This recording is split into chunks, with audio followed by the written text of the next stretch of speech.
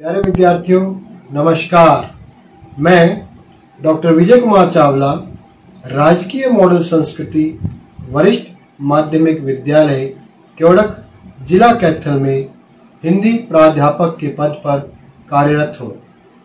प्यारे बच्चों, आज मैं आपके समक्ष अपनी एक प्रस्तुति लेकर उपस्थित हुआ हूँ। इस प्रस्तुति के माध्यम से आज मैं आपके समक्ष कक्षा 7वीं की हिंदी की पूरक पुस्तक बाल महाभारत के कुछ पाठों का सार आपके समक्ष प्रस्तुत करूंगा। आओ अपनी प्रस्तुति की ओर आपको ले चलता हूं। प्यारे विद्यार्थियों, आज की मेरी इस प्रस्तुति के उद्देश्य इस प्रकार हैं। इस प्रस्तुति के अंत तक आप समझ पाएंगे विराट का भ्रम पाठ की कथा का सार, मंत्रणा पाठ की कथा का सार, राजदूत संजय पाठ की कथा का सार, शांति दूत श्री कृष्ण पाठ की कथा का सार, पांडवों और कौरवों के सेनापति पाठ की कथा का सार तथा महाभारत के पहले, दूसरे तथा तीसरे दिन के पाठ की कथा का सार। अब मैं आपको विराट का भ्रम पाठ की कथा के सार की ओर ले चलता हूँ। आओ जाने इस पाठ में क्या क्या घटित हुआ। आपके समक्ष प्रस्तुत है बाल महाभारत का पाठ 23 विराट का भ्रम। पाठ का सार आपके समक्ष प्रस्तुत कर रहा हूँ। इसे ध्यानपूर्वक सुने तथा मुख्य बिंदुओं को अपनी कॉपी में साथ साथ नोट करते रहें। राजा विराट राजा सुशर्मा पर विजय प्राप्त करके लौटे तो राजकुमार उत्तर को महल में न पाकर उन्हें पता चला कि वह कौरवों की सेना से लड़ने गए हैं। यह सुनकर राजा को चिंता हो गई, किंतु कंक कौन है? युधिष्ठिर। कंक युधिष्ठिर ने उन्हें बताया कि बृहन्नला सारथी बनकर उसके साथ है तो चिंता की कोई बात नहीं है। तभी दूत ने आकर सूचना दी कि राजकुमार उत्तर ने कौरवों को हराकर भगा दिया है। यह सुनकर उनकी प्रसन्नता का ठिकाना ना रहा। वे प्रसन्नता में भरकर सैरंद्री से कहने लगे कि शीघ्र ही चौपड़ बिछा दे। चौपड़ खेलते समय कंक बार बार बृहन्नला की प्रशंसा करते हैं। इस पर नाराज होकर विराट ने हाथ में पकड़े पासे को कंक के मुख पर मारा, जिससे कंक के मुख से खून बहने लगा। उतने में द्वारपाल ने राजकुमार उत्तर और बृहन्नला के आने की सूचना दी। राजा ने उन्हें आने की आज्ञा दी। कंक ने इशारे से द्वारपाल को केवल राजकुमार को राजा के पास लाने के लिए कहा, क्योंकि उन्हें भय था कि उसके मुख से खून बहता देख कहीं बृहन्नला को गुस्सा न आ जाए। राजकुमार ने राजा को प्रणाम किया तथा कंक को प्रणाम करना ही चाहता था कि उनके मुख से खून बहते देख चकित रह गया।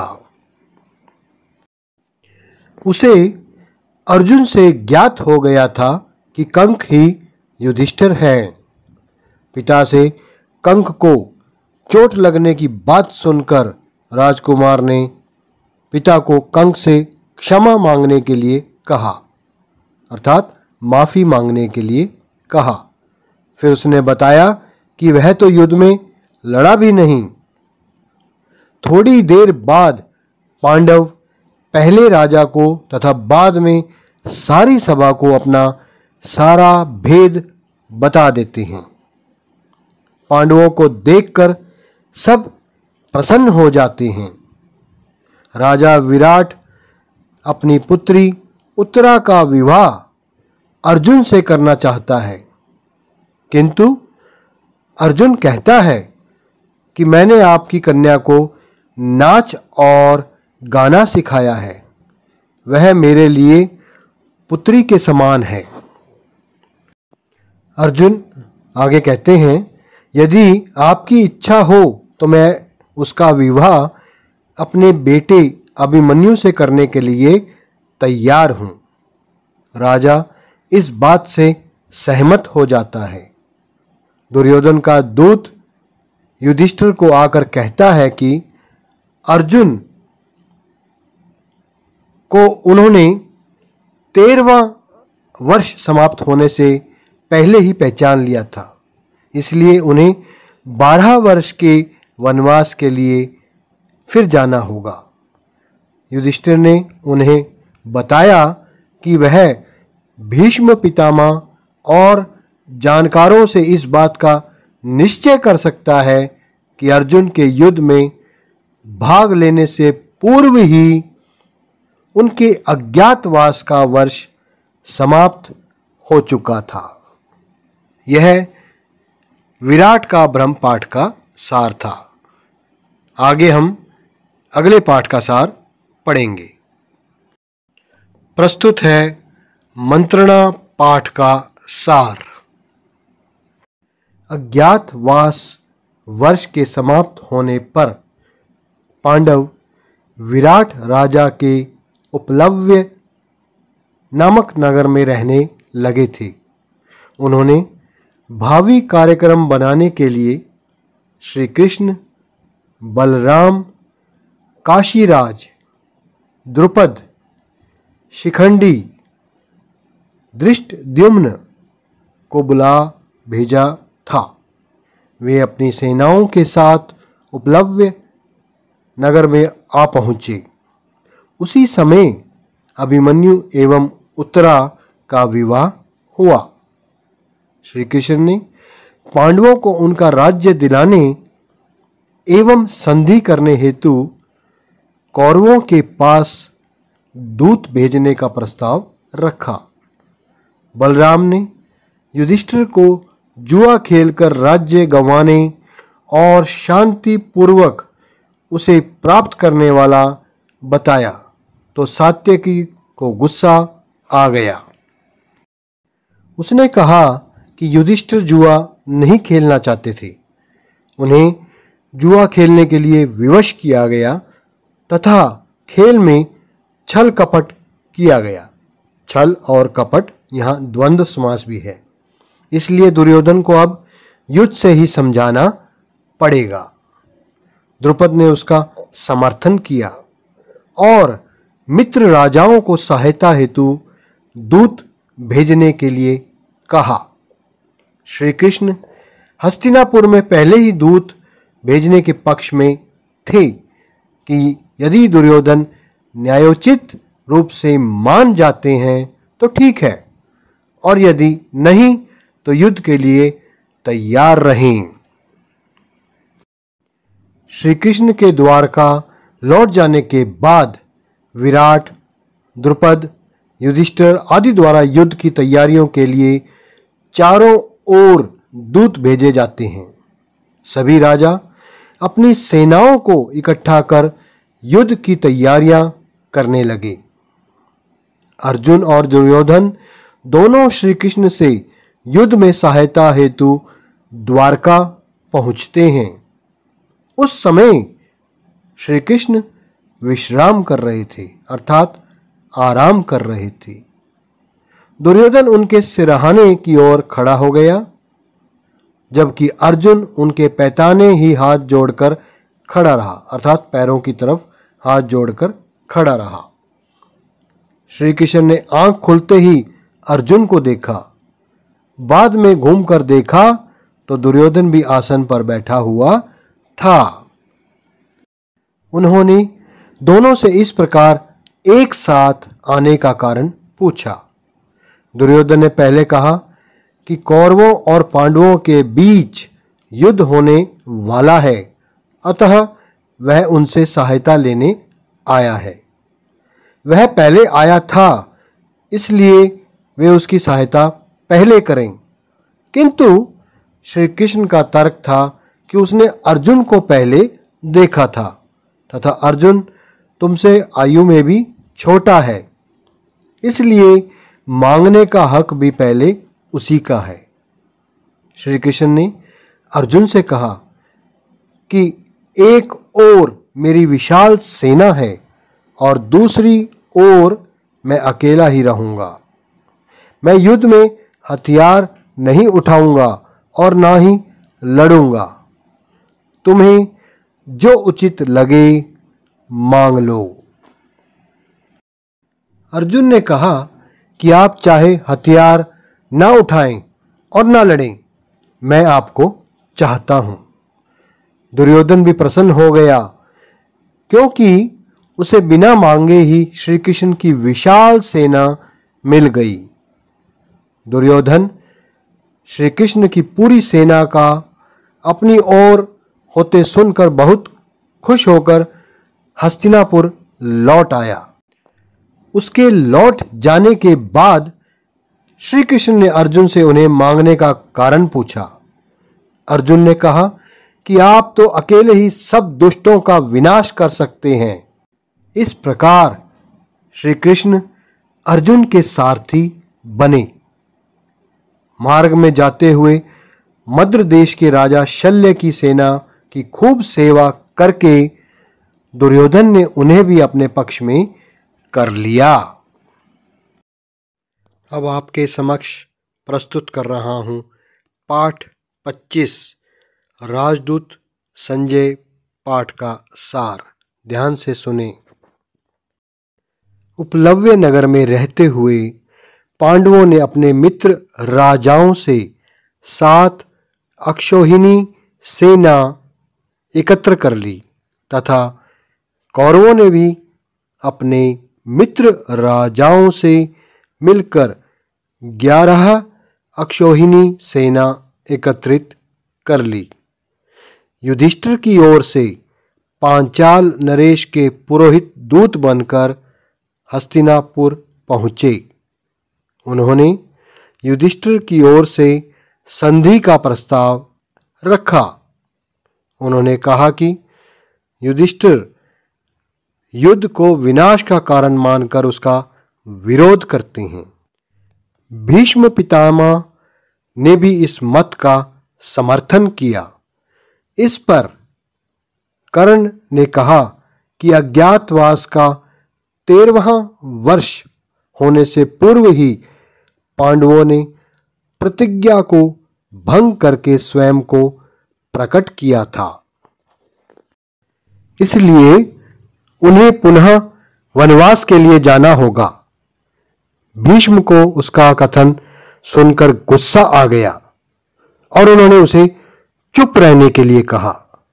उन्होंने उसे चेतावनी दी कि यदि युद्ध होता है तो वे सब के सब मारे जाएंगे।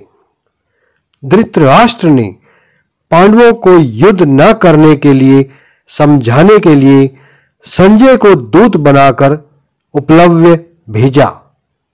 संजय ने उपलव्य नगर में जाकर युधिष्ठिर को महाराजा का संदेश सुनाया कि वे युद्ध नहीं चाहते, वे आपसे मित्रता चाहते हैं। युधिष्ठिर भी यही चाहता है, वे तो केवल अपना राज्य वापस चाहते हैं। इसके साथ ही यह भी बताया कि भीष्म पितामह भी युद्ध नहीं चाहते, किंतु दुर्योधन उनकी बात नहीं मानते। श्री कृष्ण ने भी स्वयं हस्तिनापुर जाकर संधि करने और शांति का संदेश देने को कहा। युधिष्ठिर ने संजय को कहा कि यदि धृतराष्ट्र 5 भाइयों को एक एक गांव भी दे देंगे तो भी हम उसी में ही संतुष्ट हो जाएंगे। संजय ने हस्तिनापुर पहुंचकर युधिष्ठिर का संदेश सुना दिया। भीष्म उससे पूर्णतया सहमत थे और उन्होंने दुर्योधन को भी समझाया। उसके न मानने पर उसे यह भी बता दिया कि दुर्योधन में पांडवों जैसी शक्ति नहीं है।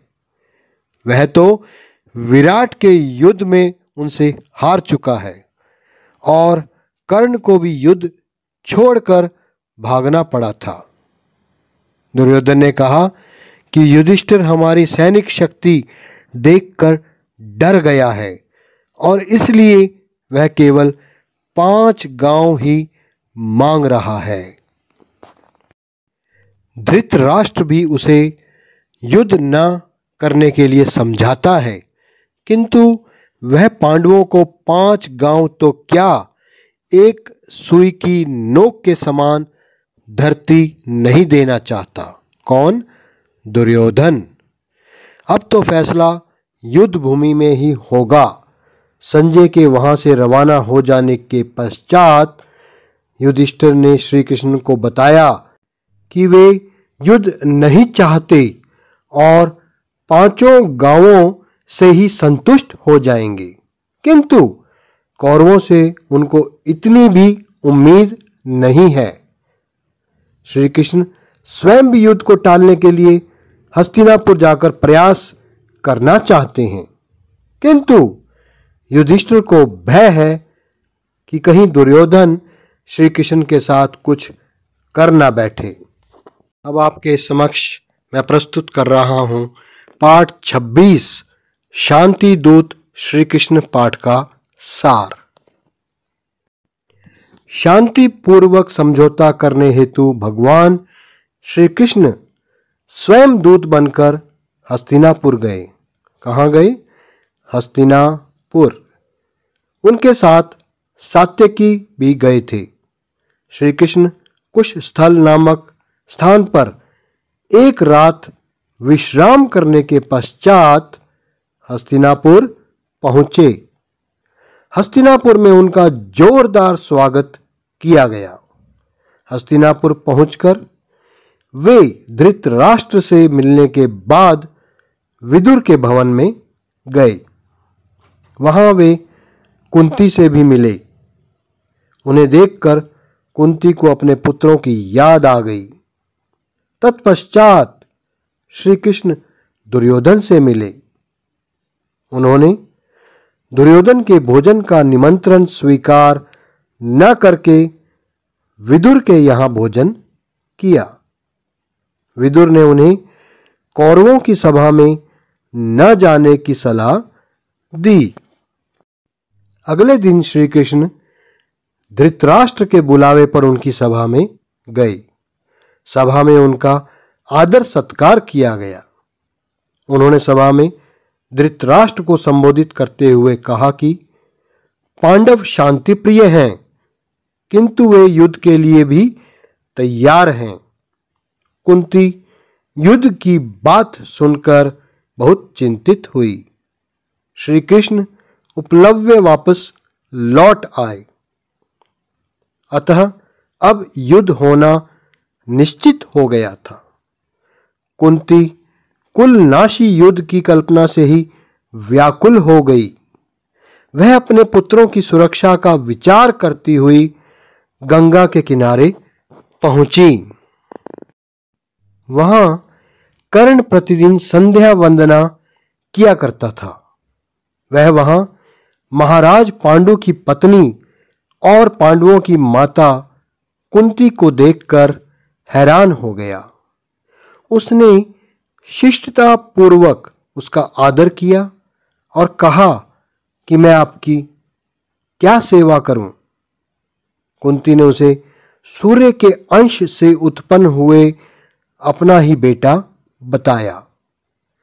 उसने कौरवों का साथ छोड़कर पांडवों से मिलकर अपना राज्य प्राप्त करने के लिए कहा, किंतु उसने कुंती को बताया कि वह इस समय कौरवों का साथ नहीं छोड़ सकता।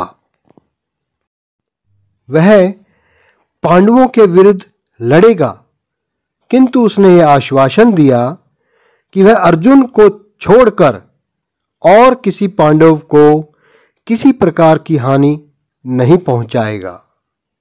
या तो अर्जुन इस युद्ध में मारा जाएगा या मैं, दोनों में से किसी एक के प्राण अवश्य जाएंगे। माताजी, तुम्हारे तो 5 के 5 पुत्र जीवित रहेंगे। कुंती अपने बड़े बेटे की सारी बातें सुनकर बहुत विचलित हुई। उन्होंने कर्ण को अपने गले लगाकर कहा, तुम्हारा कल्याण हो। कुंती कर्ण को आशीर्वाद देकर भवन लौट गई। आगे प्रस्तुत है अब आपके समक्ष पाठ 27 पांडवों और कौरवों के सेनापति पाठ का सार। श्री कृष्ण ने उपलव्य लौटकर हस्तिनापुर की चर्चा का हाल पांडवों को सुनाया। अतः पांडवों ने युद्ध का निश्चय कर लिया। उन्होंने अपनी सारी सेना को 7 भागों में विभाजित किया। द्रुपद, विराट, धृष्टद्युम्न, शिखंडी, सात्यकी, चेकितान, भीमसेन आदि 7 महारथी उनके नायक बने। युधिष्ठिर ने सबकी सहमति से राजकुमार धृष्टद्युम्न को सारी सेना का नायक बनाया तथा उसका विधिवत अभिषेक किया गया। इस प्रकार पांडवों की सेना युद्ध के लिए तैयार होकर मैदान में उतर आई। कौरवों ने भीष्म पितामह को सारी सेना का सेनानायक बनाया। भीष्म ने कहा कि युद्ध मेरी इच्छा के खिलाफ हो रहा है, इसलिए मैं आगे बढ़कर पांडवों का वध नहीं करूंगा। इसलिए अच्छा हो कि कर्ण को सेना का नायक स्वीकार किया जाए। किंतु कर्ण एवं भीष्म के बीच कभी सहमति नहीं बन पाई। इसलिए कर्ण ने कहा कि जब तक भीष्म जीवित रहेंगे तब तक वह युद्ध भूमि में प्रवेश नहीं करेगा। दोनों पक्षों में युद्ध की तैयारियां हो रही थीं। तभी एकाएक बलराम पांडवों की छावनी में पहुंचे। उन्होंने द्रुपद राज और विराट राज को प्रणाम किया और धर्मराज के पास बैठ गए। उन्होंने बताया कि कौरव और पांडव दोनों ही हमारे लिए समान हैं, इसलिए हमें दोनों के बीच में नहीं पड़ना चाहिए। परंतु श्री कृष्ण ने मेरी बात नहीं मानी। जब श्री कृष्ण पांडवों का साथ दे रहे हैं तो मैं इनके विरुद्ध कौरवों का साथ कैसे दे सकता हूं? उन्होंने आगे कहा कि फिर भीम और दुर्योधन दोनों को मैंने गदा विद्या सिखाई है। दोनों मेरे प्रिय हैं। अतः मैंने निश्चय किया है कि मैं युद्ध से दूर ही रहूंगा। अब दोनों पक्षों की सेनाएं युद्ध के लिए तैयार खड़ी थीं। उस समय की रीति के अनुसार दोनों पक्षों के वीरों ने युद्ध नीति पर चलने की प्रतिज्ञाएं ली। दोनों पक्षों की सेनाओं की व्यूह रचना हो गई। अर्जुन ने युद्ध के लिए तैयार हुए वीरों को देखा तो उसके मन में शंका हुई कि यह हम क्या करने जा रहे हैं। उसने अपने मन की शंका श्री कृष्ण के सामने व्यक्त की।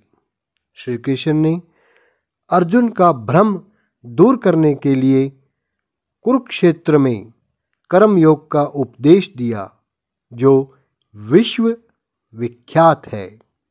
इसी प्रकार धर्मराज युधिष्ठिर भी अपने हथियार त्याग कर कौरव पक्ष में भीष्म, द्रोणाचार्य, कृपाचार्य आदि को प्रणाम करके उनका आशीर्वाद प्राप्त करते हैं। अंततः महाभारत का युद्ध आरंभ हो जाता है। अब आपके समक्ष प्रस्तुत है पाठ 28 महाभारत का पहला, दूसरा तथा तीसरा दिन पाठ का सार। कौरवों की सेना के आगे दुशासन और पांडवों की सेना के आगे भीमसेन रहता था। युद्ध का पहला दिन पांडवों के लिए भारी पड़ा था। भीष्म ने पांडवों की सेना पर ऐसा आक्रमण किया कि पांडव सेना घबरा उठी। युधिष्ठिर भयभीत थे और दुर्योधन आनंद में झूम रहा था। पांडव सेना को श्री कृष्ण ने सांत्वना दी। दूसरे दिन धृष्टद्युम्न ने नई व्यूह रचना की।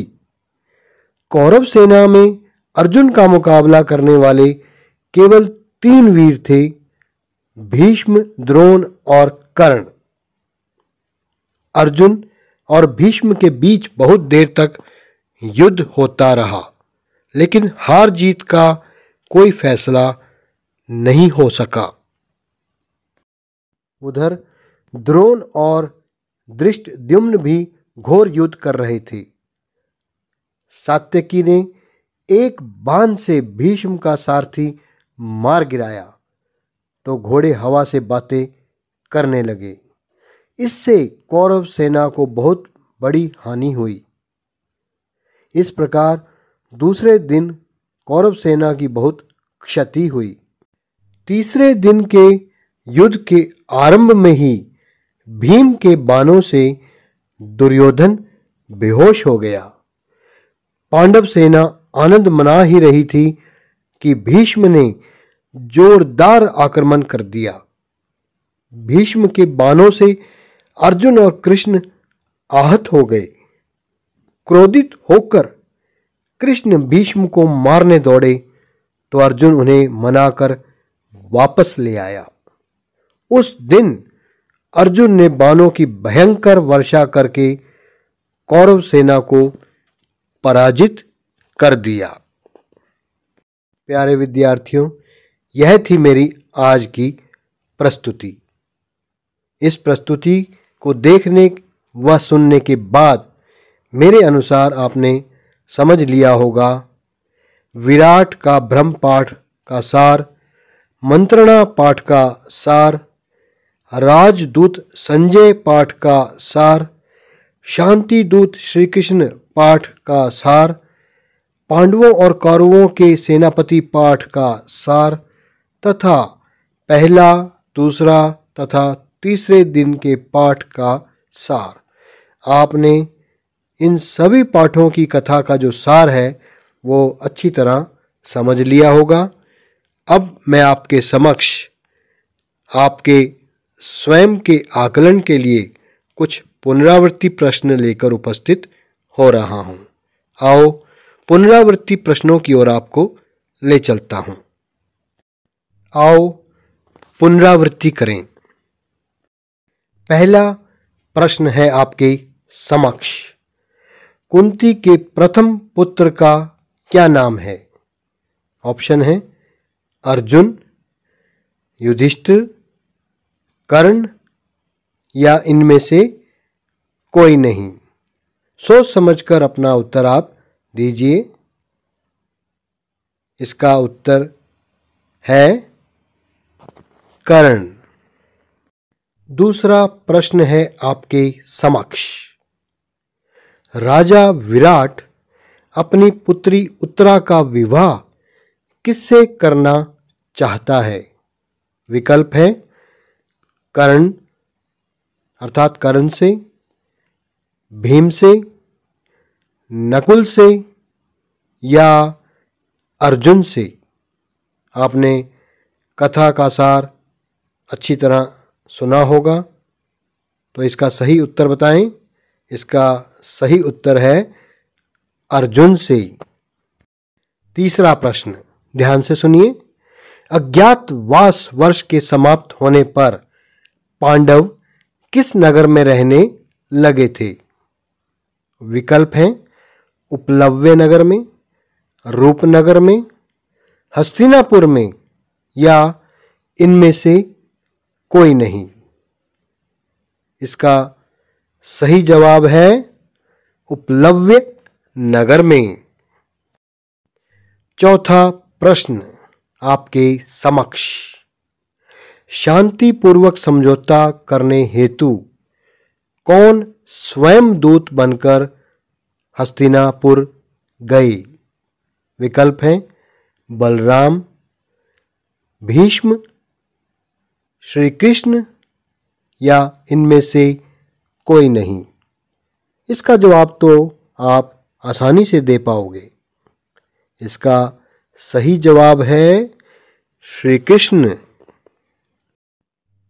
पांचवा प्रश्न। भीम किस अस्त्र विद्या में निपुण था? धनुष बाण में अर्थात धनुष बाण चलाने में, भाले में, तलवार चलाने में या गदा चलाने में? क्या है इसका सही जवाब विद्यार्थियों? इसका सही जवाब है गदा चलाने में अर्थात गदा अस्त्र विद्या में वह निपुण था। पेश है छठा तथा आज की प्रस्तुति का अंतिम प्रश्न। दूसरे दिन किसने युद्ध में नई व्यूह रचना की? विकल्प हैं भीम ने, धृष्टद्युम्न ने, दुशासन ने या अर्जुन ने? सोच समझकर अपना जवाब दीजिए। इसका सही जवाब है धृष्टद्युम्न ने। प्यारे विद्यार्थियों, यह थी मेरी आज की प्रस्तुति।